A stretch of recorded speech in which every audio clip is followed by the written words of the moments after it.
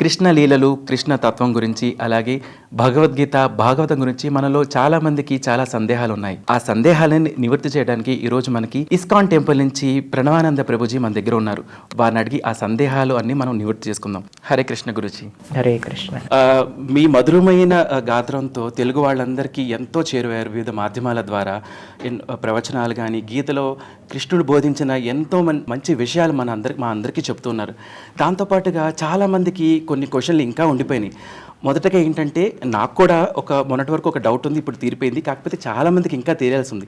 గీత, భాగవతం రెండు ఒకటే అని చాలామంది అనుకుంటారు. సో దాన్ని మనం ఎలా చూడాలి? గీత గ్రాడ్యుయేషన్ లాంటిది, భాగవతం పోస్ట్ గ్రాడ్యుయేషన్. ఓకే. గీత, భాగవతం మనందరికీ భగవద్గీత గురించి అందరికీ తెలిసే ఉంటుంది. భాగవతం గురించి కూడా చాలామందికి తెలుసు, కానీ many people are confused also. Gita, Bhagavatam మధ్యలో డిఫరెన్స్ ఏంటి అని. భగవంతుడు చెప్పింది భగవద్గీత, భగవద్గీత భగవంతుడు పాడినది, భగవంతుడు చెప్పినది భగవద్గీత. భాగవతం భగవంతుడు ఎవరు, ఆయన గురించి చెప్పింది భాగవతం.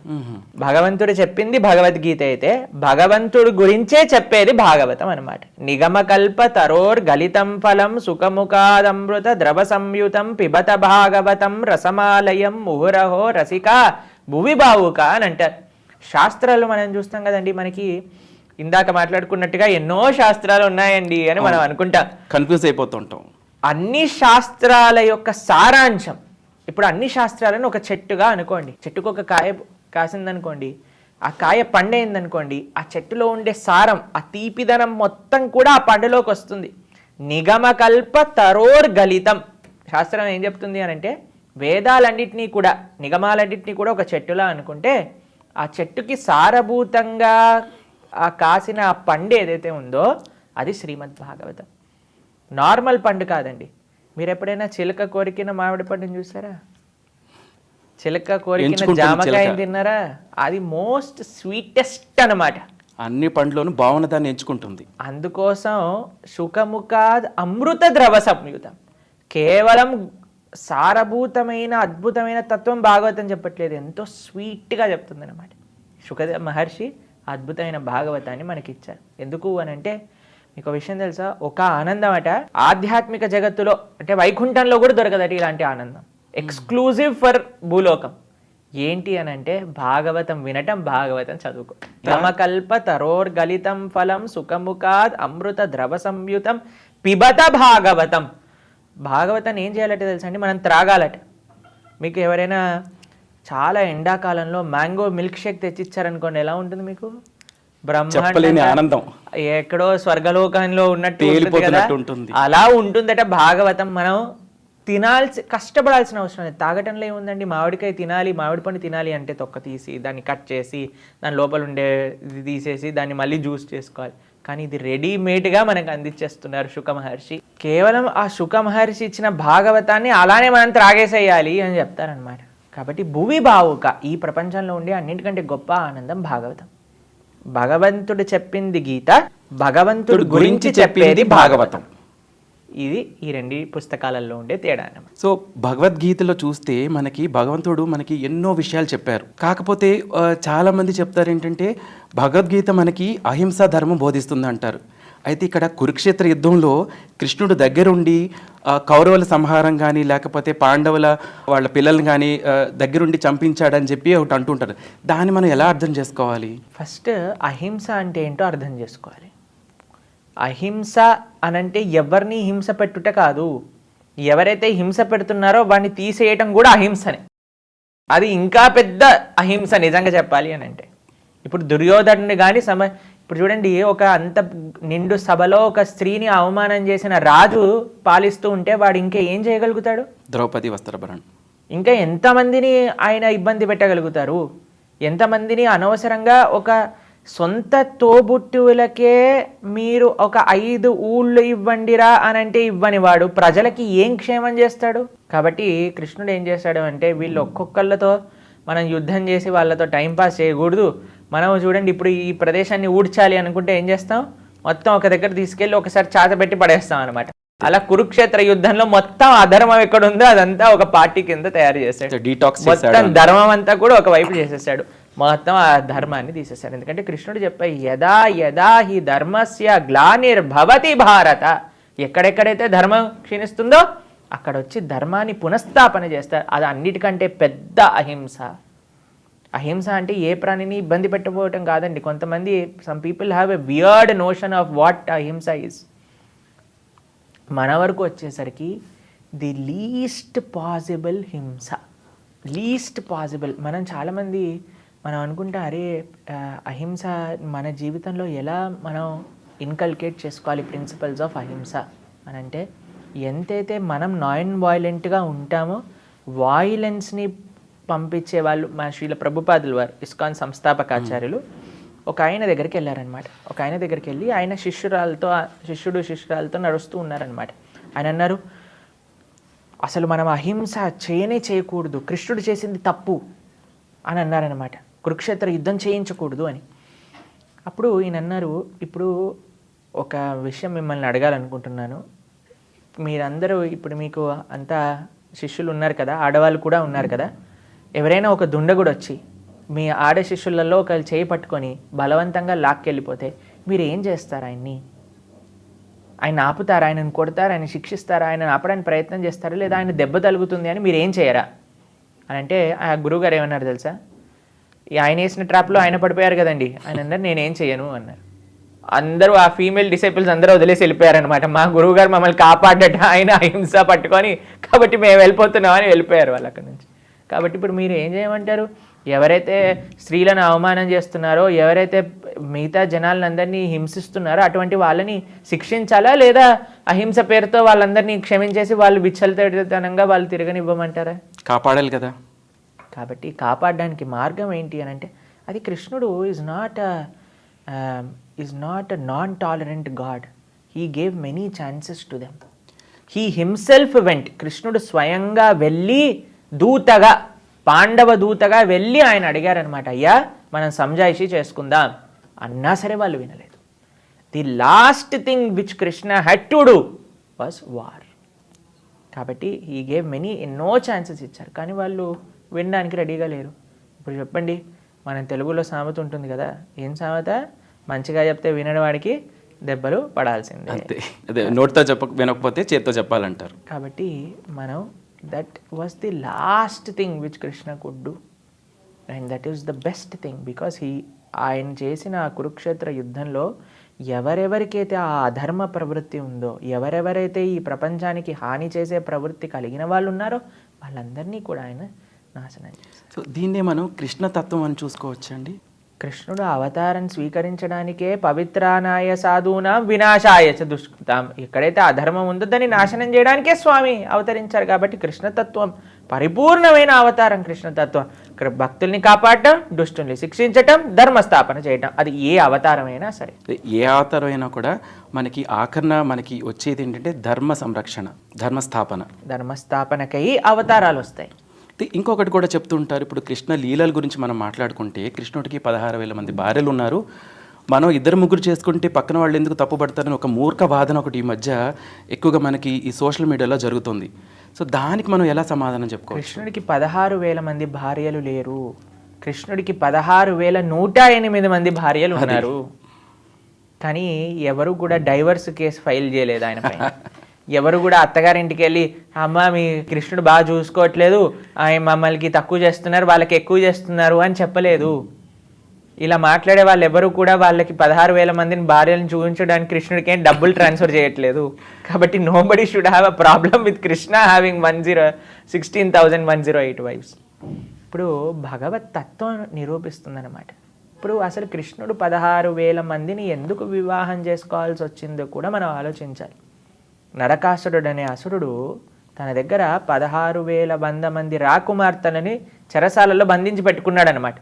వాడు ఈ దుర్యోధన కేటగిరీకి చెందిన దుష్టుడు. ఇప్పుడు ధర్మ సంరక్షణ అన్ని వైపుల నుంచి స్వామి చేయాలి కదా. ఈయనని సంహరించినప్పుడు లోపలికి వెళ్ళి చూడంగానే ఇంతమంది ఉన్నారు. ఇప్పుడు చూడండి, ప్రతి ఒక్కళ్ళకి కూడా I should get the best husband అని ఉంటుంది. అవునా కాదా చెప్పండి? ప్రతి ఒక్క స్త్రీకి నాకు పెళ్లి చేసేవాడు అందరికంటే పర్ఫెక్ట్ అయి ఉండాలి అని అన్నారు. ఎప్పుడైతే ఈ 16,100 మంది ముందు కృష్ణుడు వచ్చి నించున్నారో అందరూ కూడా ఈయన నా హస్బెండ్గా ఉండాలి, ఈయన నా పతిగా ఉండాలి అని కోరుకున్నారు. మనము 16,108 మంది యొక్క కోరికలు అంటే వాళ్ళు మనల్ని పొందాలి అని అనుకుంటే ఆ ప్రార్థన చేసేటప్పుడు దాన్ని యాక్సెప్ట్ చేసే స్తోమత ఉన్న వాళ్ళం కాదు. కానీ భగవంతుడు 16,000 కాదండి, 16 లక్షల మంది, 16 లక్షలు కాదు, 16 కోట్లు, 16 కోట్లు కాదు, 16,000 కోట్లు ఎంతమందిని స్వామిని ఆశ్రయించినా సరే స్వామి అందరినీ చూసుకోగలే శక్తి స్వామికి ఉంది. వివాహం చేసుకొని కేవలం వాళ్ళు మాది కొద్దిగా 3 బెడ్రూమ్ ఫ్లాట్ అండి, కొద్దిగా అడ్జస్ట్ అవ్వాలి, మీరు హాల్లో పడుకోండి అని చెప్పలేదు. 16,108 మందికి 16,108 బంగారు భవనాలని, ప్యాలెసెస్ ఇచ్చారు ఆయన ద్వారకలో. అలా అని మీరు మండే, మీరు ట్యూస్డే, మీరు థర్స్డే, మీరు వెనస్డే అని టైం టేబుల్ వేసుకొని వెళ్ళట్లేదు కృష్ణుడు. ఒకసారి నారదుడు వచ్చాడు, అరే ఈయనకి 16,108 మంది భార్యలు ఎలా మేనేజ్ చేస్తున్నాడు, ఈ ప్రపంచంలో ఉండే వాళ్ళు ఒకళ్ళని మేనేజ్ చేయడంలోనే కళ్ళు తిరిగి కింద పడిపోతారట, చూద్దాం పదా అని చూసేసరికి మొట్టమొదటి భవనంలోకి వెళ్ళంగానే రుక్మిణితో కూర్చొని ఆయన మాట్లాడుతూ ఉన్నారు. రెండో భవనంలోకి వెళ్ళి చూడంగానే సత్యభామతో చెస్ ఆడుతూ ఉన్నారు. మూడో భవనంలోకి వెళ్ళి చూడంగానే సంధ్యావందనం చేస్తున్నారు. నాలుగో భవనంలోకి వెళ్ళంగానే ఉద్ధవుడితో మాట్లాడుతున్నాడు. ఐదో భవనం దగ్గరికి వెళ్ళంగానే పిల్లలతో ఆడుకుంటున్నారు. కృష్ణ వాజ్ ప్రజెంట్ అన్ని 16,108 మంది భవనములలో ఒకసారి కృష్ణుడు ఉన్నాడు కాబట్టి ఆయన పెళ్లి చేసుకున్నాడు. మీరు కూడా ఫస్ట్ ఒకళ్ళు ముగ్గురై చూపించండి, తర్వాత చేసుకుందరు పెళ్లి. సర్వాంతర్యామి అంటారు కదా, అంతటా ఉన్నారు, అన్ని తానై ఉన్నాడు స్వామి. కాబట్టి ఇలా మీతో ఎవరైనా చెప్పారనుకోండి, ఫస్ట్ వాడికి ఏం చెప్పాలి తెలుసా, అయ్యా నువ్వు ఫస్ట్ మూడు ముక్కలు అవ్వు, దాని తర్వాత అట్లీస్ట్ ఈ టేబుల్ ఉంది కదా దీన్నైనా ఒక 7 రోజులు 7 రాత్రులు పట్టుకొని నించో అనగానే వాడు కళ్ళు తిరిగి పడిపోతాడు, వెళ్ళిపోతాడు. కాబట్టి భగవంతుడు we cannot compare ourselves with Bhagwan. Compare చేయాలి. మొన్న ఒక నా యూట్యూబ్ మన ఛానల్లో ఉంటుంది కదండి, అందులో పెట్టారనమాట, మేము న్యూ ఇయర్ గురించి చెప్తూ ఉన్నాం అనమాట, ఇలా తప్పు చేయకూడదు, అందులో మనం మాదక ద్రవ్యాలు సేవించకూడదు అని చెప్పినప్పుడు శివుడు గాంజా తాగుతాడట కదా అంటే మేము చెప్పాను శివుడు విషం తాగాడు, ఫస్ట్ విషం తాగు, దాని తర్వాత గాంజా తాగుదు అని చెప్పాం అనమాట. బట్ ఏదైతే మనం we cannot be selective about what we want to apply. If you want to follow Krishna, 16,108 మందిని పెళ్లి చేసుకున్నాడు అనే విషయాన్ని నువ్వు యాక్సెప్ట్ చేసినప్పుడు ఫస్ట్ ఆయన గోవర్ధనగిరిని కూడా ఎత్తాడు, ఆయన ప్రవసన అనే పర్వతం పైనుంచి దూకాడు. ఫస్ట్ అట్లీస్ట్ బిల్డింగ్ పై నుంచి దూకండి, మీరు బ్రతికుంటే అప్పుడు పెళ్లి చేస్తారు కానీ అని మనం చెప్పగలగాలన్నమాట. ఇందాక మీరు కామెంట్స్ గురించి చెప్పినప్పుడు ఈ కాలం జనరేషన్లో పిల్లలు కాకుండా యంగ్ జనరేషన్ కానీ ఈవెన్ పెద్దవాళ్ళు కూడా లేట్ 40sలో ఉన్న వాళ్ళు కూడా స్ట్రెస్ అని, లేకపోతే డిప్రెషన్ అని, ఇంకోటి యాంగ్జైటీ, ఇలా రకరకాల రుగ్మతులు అనొచ్చు, లేకపోతే సైకలాజికల్ డిఫెక్ట్స్ అని కూడా చెప్పలేం, ఇలాంటి వాటికి లోన్ అవుతున్నారు. సో వాటి నుంచి ఓవర్కమ్ అవడానికి they are trying to find different దారులు చూసుకుంటున్నారు అనమాట. డ్రగ్స్ అని, లేకపోతే నార్కోటిక్స్ అని, స్టెరాయిడ్స్ అని రకరకాల వైపు వెళ్ళిపోతున్నారు. సో వాళ్ళందరినీ మనం ఎలా స్టాప్ చేయొచ్చు, వాళ్ళకి అసలు మనం వాళ్ళకి ఎలా మెసేజ్ చెప్పాలి, వాళ్ళకి మనం నార్మల్ రావడానికి, లేకపోతే వీటన్నిటికీ వాళ్ళు అట్రాక్ట్ అవ్వకుండా ఉండడానికి? ఆహార నిద్ర భయమైథునం చ సామాన్యయేతత్ పశుభిర్నరాణం ధర్మోహితేషో అధికో విశేషో ధర్మస్య హీనః పశుభిర్ సమానః. మన శాస్త్రం చెప్పింది తినటం, పడుకోవటం, పిల్లలు గంటం, తర్వాత చక్కగా గొడవ పెట్టుకోవటం, ఇవి పశువులు చేసే పని. ఇదే మనిషి చేస్తే వాడిని కూడా పశువు అంటారు. కానీ ధర్మోహితేషాం అధికో విశేషో, ధర్మం ఒక్కటే మనిషిని విలక్షణంగా పశుజాతి నుంచి సపరేట్ చేస్తుంది. మనం ఏం చేస్తున్నాం తెలుసా అండి, కావలసుకొని మనంతట మనమే కరెంటు వైర్లలో చేయబెట్టుకొని కరెంట్ షాక్ తెచ్చుకొని బాధపడుతున్నాం, మాకు కరెంట్ షాక్ కొట్టింది అని. నువ్వు చేయాల్సిన పని ఏంటి అని అంటే నీ కర్తవ్యాలను చక్కగా నిర్వర్తించు, నీ బాధ్యతలు నువ్వు చక్కగా నిర్వర్తించు. నువ్వు స్టూడెంట్వా, నువ్వు చదువుకో. నువ్వు ఉద్యోగం చేస్తున్నావా, ఉద్యోగం చెయ్యి. నువ్వు ఇల్లాలివా, చక్కగా ఇల్లుని చూసుకో. నీకు బాధ్యత ఉందా, పిల్లలున్నారా, తండ్రివా, ఆ బాధ్యతను కాపాడుకో.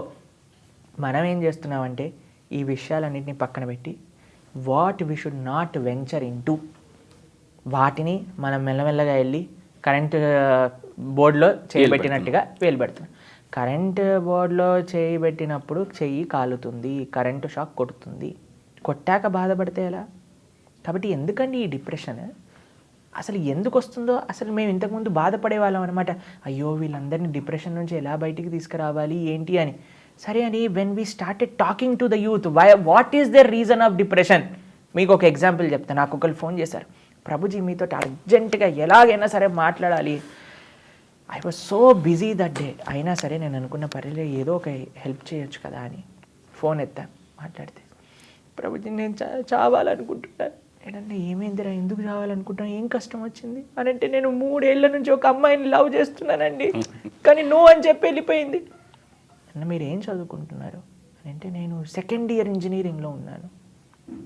అయితే నేనన్నా మీతోటి కాదు మాట్లాడాల్సింది, మీ తల్లిదండ్రులకు ఫోన్ ఇవ్వు ఒకసారి అంటే. ఎందుకు ప్రభుజీ అని అంటే, మీ తల్లిదండ్రులు నీకు డబ్బులు ఇచ్చి ఇంజనీరింగ్ కాలేజ్కి పంపించింది లవ్ చేయడానికా? నీ వయసా నీకు ప్రేమ అంటే ఏంటో తెలిసేది?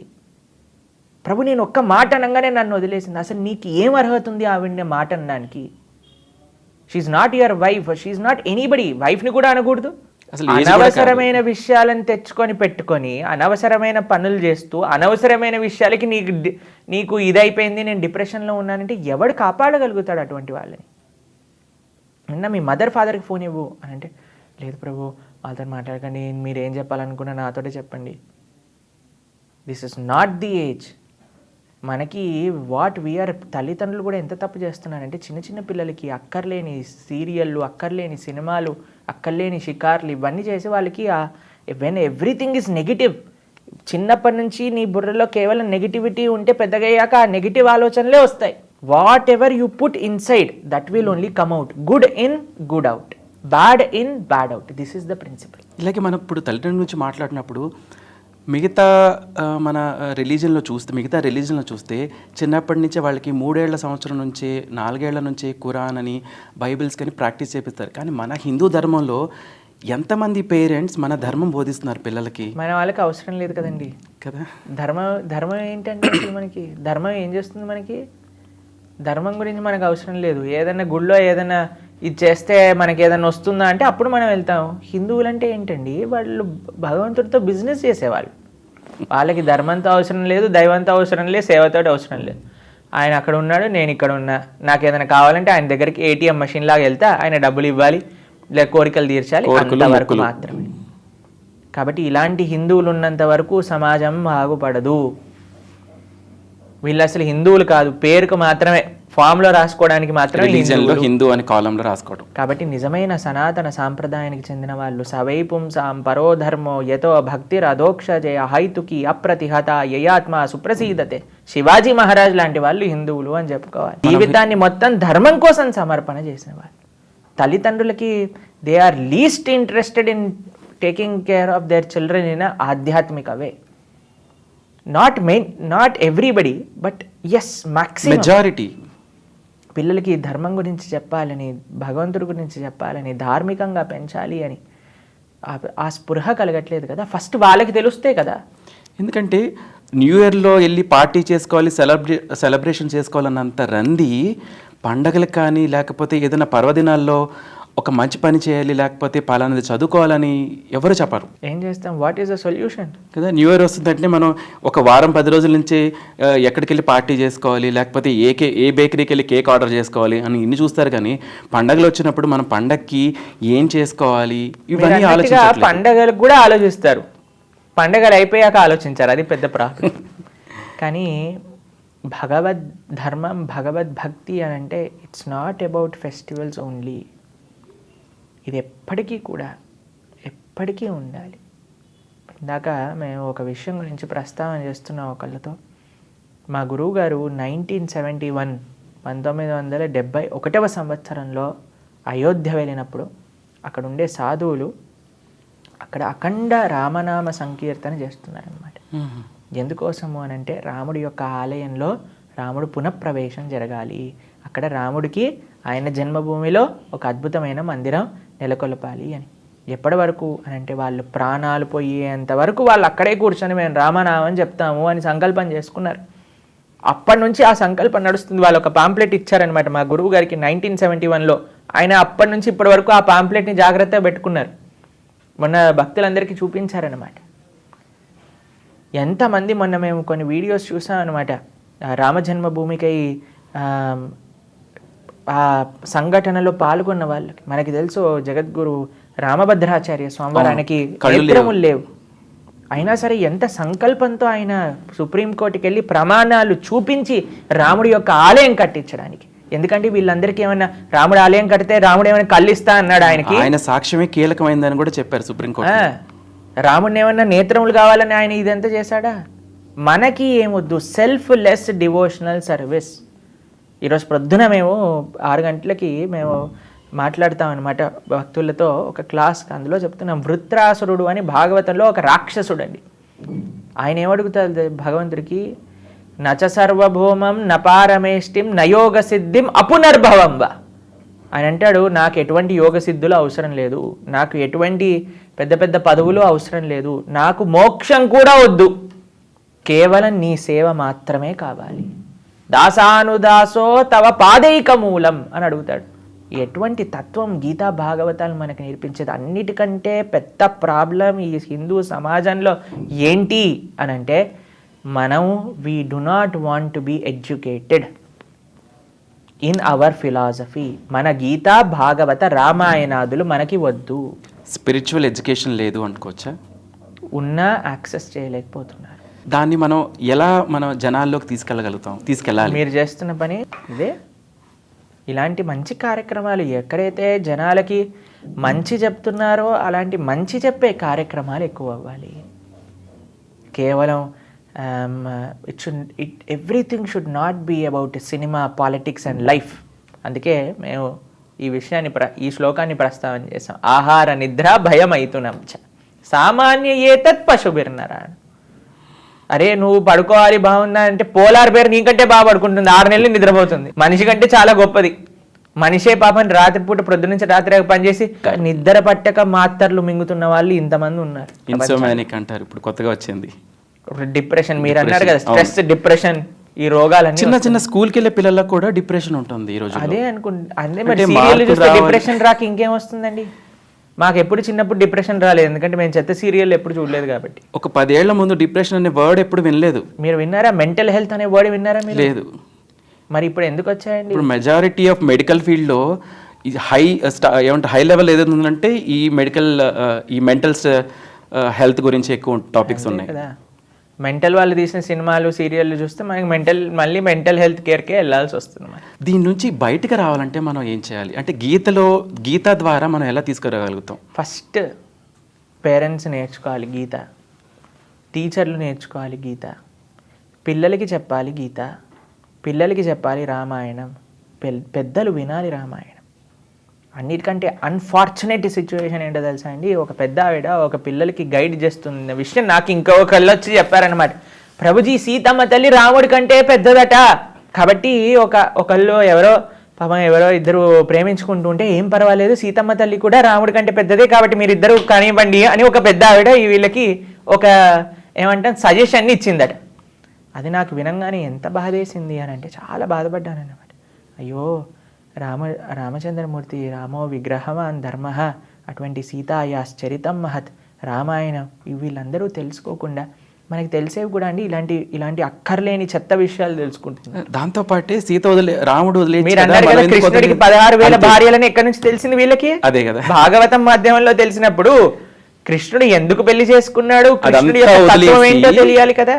రామాయణాదులు జనాలకి అర్థమయ్యే విధంగా కోరికలని ప్రేరేపణ చేయకుండా, చిట్కాలు పరిష్కారాలు ఇవ్వకుండా, అయ్యా ఇది వింటేనే మీరు హిందువులు, ఆస్తిక్యము అని అంటారు కదండి. భగవద్ నమ్మకం అంటే భగవంతుడి పైన నమ్మకం కాదు, శాస్త్రం పైన నమ్మకమే భగవంతుడి పైన నమ్మకం.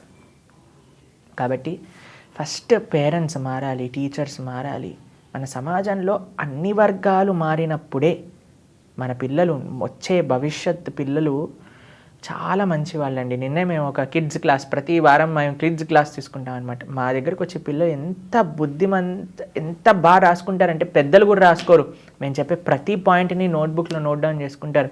వాళ్ళు అడిగే క్వశ్చన్స్ అయితే మాకు ఎంత బాగా అనిపిస్తుంది అంటే, మేము అనుకునే ఎప్పుడు పిల్లలకి చెప్పినా మాకు బోర్ కొట్టదు అనిపిస్తుంది. కాబట్టి ఆ పిల్లలలో ఉండే అమాయకత్వాన్ని పాడు చేయకండి దయచేసి. ఆ పిల్లల్లో ఉండే మంచితత్వాన్ని కాపాడండి. ఇప్పుడు ఈ సమాజంలో మీకు ఇక్కడ అనిపించదు, మనకి ఇప్పుడు ఫన్ అని అనిపిస్తుంది, కానీ ఆ ఫన్ పెద్దగా అయ్యాక వాడిని పాడు చేస్తుంది. ఎందుకంటే ఇప్పుడు పిల్లల జనరేషన్ ఎటువంటి విత్తనం అయితే మనం నాటుతామో అటువంటి మొక్కే వస్తుంది. వాళ్ళ చిన్నప్పటి నుంచి అంటే మిగతా ఇంతకుముందు జనరేషన్లో వాళ్ళకి అన్నం పెట్టేటప్పుడు కానీ చందమామ కథ అని, ఇదిగో కాకి అదిగో పిచ్చిక అని ఇలా ప్రకృతితో కనెక్ట్ చేసి చెప్పేవాళ్ళు. ఇప్పుడు మాత్రం సెల్ ఫోన్ చేతిలో పెట్టి రీల్స్ షార్ట్స్ స్వైప్ చేస్తే ముద్ద పెడుతున్నారు. అందుకే మేము కూడా రీల్స్ చేస్తున్నాం అనమాట. ఆ రీళ్ళలో మా రీల్ వచ్చినా సరే కృష్ణారామ వింటాడేమో ఎవరైనా, కొంతైనా ఏదో వస్తుంది అని ఆశ. సో ఇలాంటివన్నీ చూసిన పిల్లలు వాళ్ళు పెరిగేసరికి జనరేషన్ ఎక్కడికి వెళ్తుంది.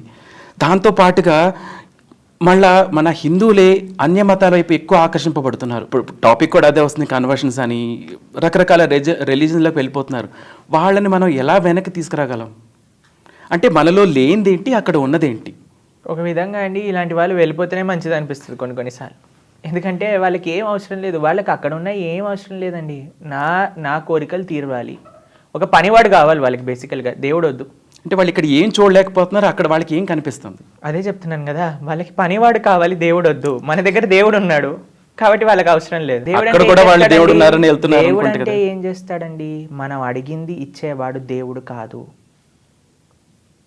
మనకి అడిగింది ఇచ్చేవాడు దేవుడు కాదు. మనకి ఏది మంచిదో ఇచ్చేవాడు దైవం. మనకి ఏది మంచిదో నీకు తెలియదు. ఒక పిల్లవాడికి ప్రొద్దున లేస్తే నాకు చాక్లెట్ కావాలి అని అనిపిస్తుంది, కానీ అది వాడికి మంచిదా? కాబట్టి ఒక అమ్మ ఒకసారి కొట్టైనా సరే పిల్లవాడి చేతిలోంచి చాక్లెట్ లాగేసింది అని అంటే అది ఆ తల్లికి ఆ పిల్లవాడి పట్ల ఉండే ప్రేమ. ఇది జనాలకు అవసరం లేదు. నాకు ఈ అన్యాయం జరిగింది, దేవుడు ఎందుకు నాకు అన్యాయం చేశాడు? దేవుడికి నీ పైన ఏ ఇంట్రెస్ట్ లేదు నీకు అన్యాయం చేయడానికి. నీ కర్మే. Every action has equal and opposite reaction. నీ కర్మే నీ దగ్గరకు వచ్చింది, అనుభవించు, జీవితంలో మారు, మళ్ళీ తప్పు చేయకుండా ఉండు. నీకు మళ్ళీ అటువంటి తప్పు అంటే అటువంటి కష్టమైన విషయాలు మళ్ళీ నీ దగ్గరికి రావు. But people want an easy way out. ఎక్కడ నేను సుఖాన్ని సంపాదించగలుగుతాను? ఇంకో విషయం తెలుసా అండి, ధర్మాన్ని ఈ ప్రపంచంలో ఎక్కడికి వెళ్ళినా సరే వాడికి కష్టం రాసుంటే వాడు పొందాల్సిందే. ప్రభుజీ, అక్కడికి వెళ్తే వాళ్ళకి సుఖం దొరుకుతుంది అనుకోవచ్చా మనం? మీరు చూస్తున్నారా, నాకు ఎంతోమంది తెలుసు అక్కడికి వెళ్ళి కష్టాలు పడుతున్న వాళ్ళని. మీరు ఏమనుకుంటున్నారండి, ఒక దగ్గర నుంచి ఇంకో దగ్గర జంప్ అయిపోయాం అనుకోండి, కష్టం లేదనుకుంటున్నారా? అలా ఉంటుందా? వాటి చావడా అంటే అక్కడ ఏదో సుఖం దొరుకుతుందని చెప్పి అక్కడికి జంప్ అవుతున్నాం, కానీ ఇక్కడ మనం అసలు ఏంటి, మనం ఇక్కడ లేనిదేంటి, మనకు దొరకంది ఏంటి అని ఆలోచించుకోవట్లేదు, రియలైజ్ అవ్వట్లేదు. ఆ రియలైజేషన్ మనం ఎలా చేయగలుగుతాం జనాలకి? ఫస్ట్ ఆధ్యాత్మికవేత్తలందరూ కూడా దేవుడిని ఏటీఎం మెషిన్గా ప్రొజెక్ట్ చేయడం ఆపేసేయాలి. అవును, ఈ పూజ చేస్తే ఇది అవుద్ది, అదైతే ఇది నీకే. మేము ఒక వీడియో, ఒక ఆయన ఒకరి దగ్గరికి వెళ్ళారనమాట. ఆయన దగ్గరికి వెళ్ళి, అయ్యా నాకు చాలా కష్టాలు ఉన్నాయి జీవితంలో, ఏదో ఒకటి చెయ్యి. సరే నీకు ఒక పరిష్కారం చేస్తాను, ఒక 10,000 రూపాయలు నాకు ఇవ్వు అని అడిగాడు. 10,000 రూపాయలు లేవండి నా దగ్గర, చాలా కష్టాలలో ఉన్నాను అని అంటే, 5,000 రూపాయలు ఇవ్వు, చేస్తాను నీకు అన్నాడు. అయ్యా 5,000 రూపాయలు కూడా నా దగ్గర లేవండి అని అంటే, సరే 1,000 రూపాయలు ఈరా చేస్తాను నీకు అంటే, 1,000 రూపాయలు లేవండి, సరే 100 రూపాయలు ఈరా చేస్తాను. 100 రూపాయలు కూడా లేవండి, సరే 10 రూపాయలు ఈరా చేస్తాను నీకు పరిష్కారం అంటే, 10 రూపాయలు కూడా లేవండి, ఒక్క రూపాయి కూడా లేదండి. ఒరే 1 రూపాయి లేనిది నీ దగ్గరికి నీకు ఏ కష్టం వచ్చినా ఏమవుతుందిరా, నీ దగ్గర ఆల్రెడీ ఏం లేదు కాబట్టి హ్యాపీగా వెళ్ళిపో నువ్వు అని చెప్పాడు అనమాట. కాబట్టి ఇలాంటివన్నీ కూడా మనం చేయకూడదండి. మోస్ట్ అన్ఫార్చునేట్ ఏంటి అని అంటే, ఇది చెయ్యండి మీరు ఈ కష్టం నుంచి బయటపడిపోతారు, కష్టాలే రావు, మీకు అన్ని డబ్బుల వర్షం పడుతుంది. శంకరాచార్యులు ఆయన గొప్ప మహాభక్తుడు కాబట్టి కనకధార స్తోత్రం చేస్తే అనుగ్రహించడానికి ఇచ్చారు, అంతేగాని మనం చెప్పంగానే ఉసిరికాయలు పట్టాలి అలాంటివి ఏం అవ్వదండి. కాబట్టి ఇలాంటి విషయాలు చెప్పే వాళ్ళు ఆపాలి. కష్టము సుఖము ఈ జీవితంలో ఎందుకండి, రామచంద్రమూర్తికి కష్టం రాలేదా? అవును, రామచంద్రమూర్తికే కష్టం వచ్చినప్పుడు, అంత గొప్ప భగవద్భక్తులైన పాండవులకే కష్టం వచ్చినప్పుడు నువ్వు నేను ఎవరని చెప్పండి? ఆ కష్టాన్ని ఎదుర్కొని ఆ కష్టానికి నిలబడి మన ముందుకు ఎలా అది మన ధర్మాన్ని నేర్పిస్తుంది, అది మన ధర్మమే నేర్పిస్తుంది. కాబట్టి ఇది మనకొద్దు. కానీ ఇప్పుడు మనం దాన్ని ఎలా మనం జనాలకి చెప్పగలం? అందరి బాధ్యత ఏంటి అంటే నిజమైన ధర్మాన్ని మనం చెప్పాలి. అందుకే భాగవతం గురించి ధర్మ ప్రోజ్జిత కైటభత్ర పరమో నిమ్మత్సరానాం సదం వేస్తం వాస్తవం అస్త్రవస్తు శివదం తాపత్రయోన్మూలనం అని అంటారు. వాస్తవ వస్తు నిజమైన ధర్మాన్ని చెప్పేది భాగవతం. మిగతా ధర్మ ప్రోజ్జిత మిగతా లోవర్ ధర్మాలన్నింటినీ కూడా చీపిరేసేసి తూడు చేస్తుందట భాగవతం. అందుకే మన ధర్మం గురించి తెలుసుకోవాలంటే గీతా భాగవతాదులు మనం వినాలి. కాబట్టి కోరికల వెనకాల పరిగెత్తకండి. మార్కెట్లో ఒక కొత్త దేవుడు రిలీజ్ అయిపోయాడు, కోరికలు తీర్చేస్తున్నారంటే అక్కడికి అస్సలే వెళ్ళకూడదు. కొంతమంది చెప్తారు ప్రభుజీ ఈయన చాలా పవర్ఫుల్ అంటే, నేను ఆ దూరం నుంచి దండం పెడుతున్నాను. ఎందుకంటే మాకు పవర్తో పని లేదు, మాకు స్వీట్నెస్తో పని. కృష్ణుడు గోవర్ధన్ గిరి ఎత్తితే వ్రజవాసులందరూ వెళ్ళి ఏమన్నారు తెలుసా? కృష్ణ మేము ఏమైపోయినా పర్వాలేదు, నువ్వు ఆ దింపేసాయి కృష్ణ ఆ పర్వతాన్ని, నీ బాధ నేను చూడలేను కృష్ణ, మీ చేతికి ఏమైపోతుందో నీ వేలికి ఏమైపోతుందో, నువ్వు వెన్న తిన్ని పెరిగిన వాడివి, ఇంత పెద్ద పర్వతం ఎత్తితే నీకేమైపోతుంది కన్నయ్య, నువ్వు దింపేసాయి, నేను చనిపోయినా పర్వాలేదు. ఇది భక్తి, ఇది ప్రేమ అంటే ఇది మన ధర్మం. ప్రభుపాదులు వారు అంటారు వీఆర్ బ్రెడ్ గివింగ్ రిలీజియన్. ప్రొద్దున లేవంగానే ఆలయంలో పరిగెత్తుతుంటారు పూజారులు, నైవేద్యం టైం అయిపోయింది, నైవేద్యం టైం అయిపోయింది అని. ఎందుకు? భగవంతుడికి ఏమైనా ఆకలిస్తుందా అని అంటే అది మనకుండే ప్రేమ. అయ్యో కృష్ణుడికి టైం అయిపోయింది ఆరగింపు చేయాలి అని 24 గంటలు వెళ్ళి అడుక్కునే వాళ్ళగా నాకు ఇది ఇవ్వు నాకు అది ఇవ్వు అనే రిలీజియన్ మనం కాదండి. మనం అడుక్కోము మనం అడుక్కునే వాళ్ళం కాదు.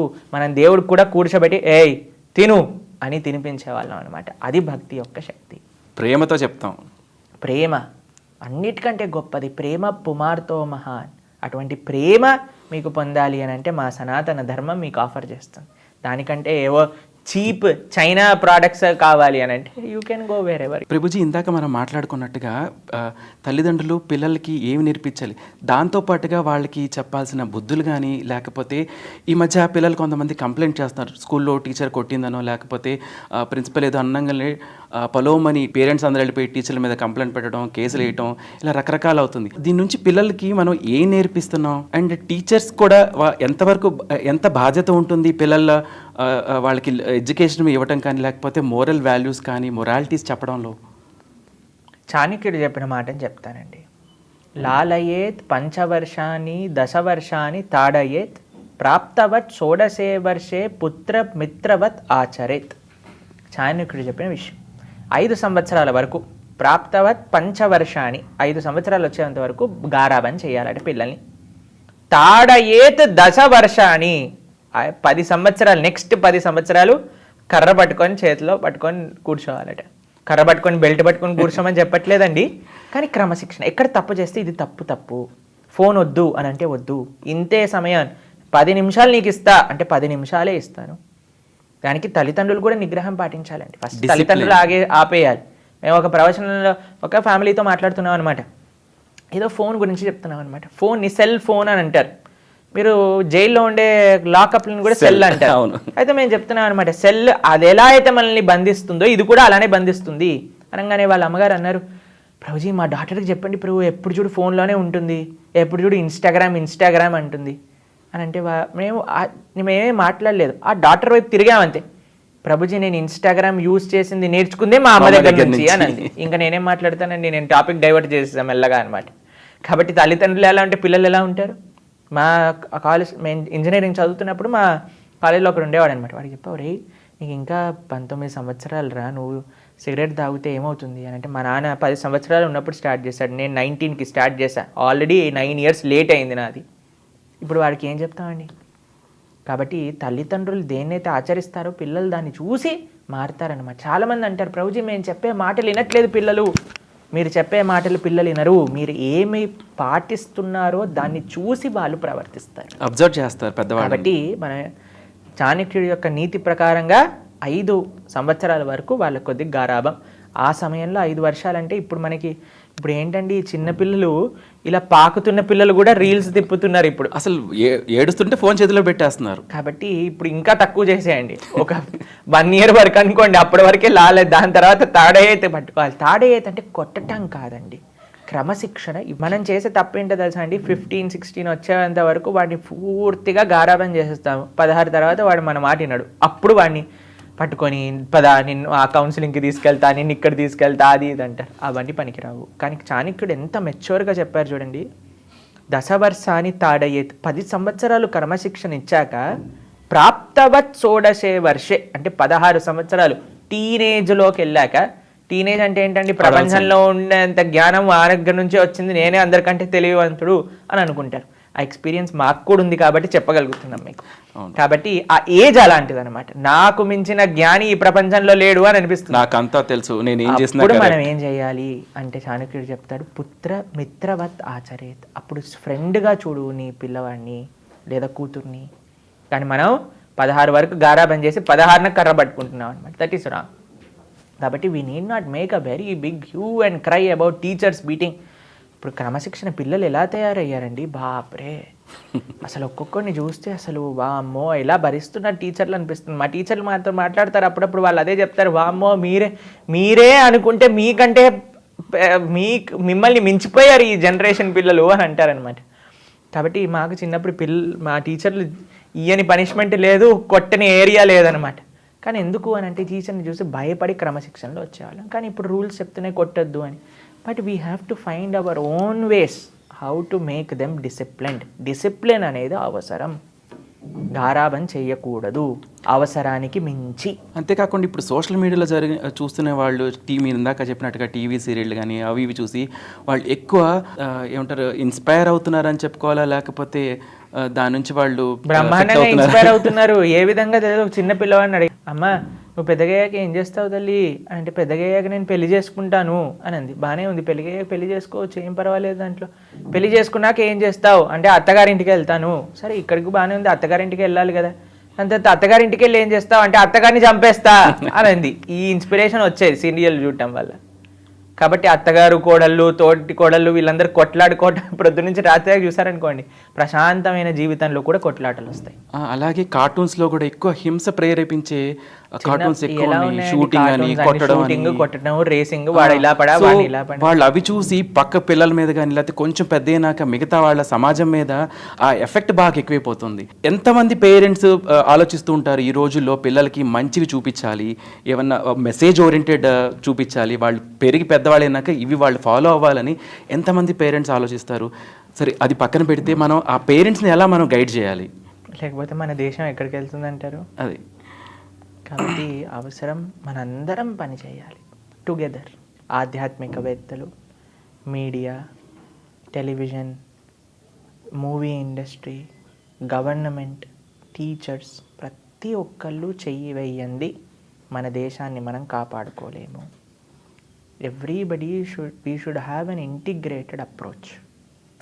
కాబట్టి అందరం కూడా ధర్మం ఎలా, ఈ దేశం ఎలా అని ఆలోచించిన రోజే ఈ దేశం, ఈ ధర్మం నిలబడుతుంది. ధర్మో రక్షతి రక్షితః. ధర్మాన్ని మనం కాపాడిన రోజు ధర్మం మనల్ని కాపాడుతుంది. ఇది ప్రతి ఒక్కళ్ళ బాధ్యత. హరే కృష్ణ. హరే కృష్ణ గురుజీ.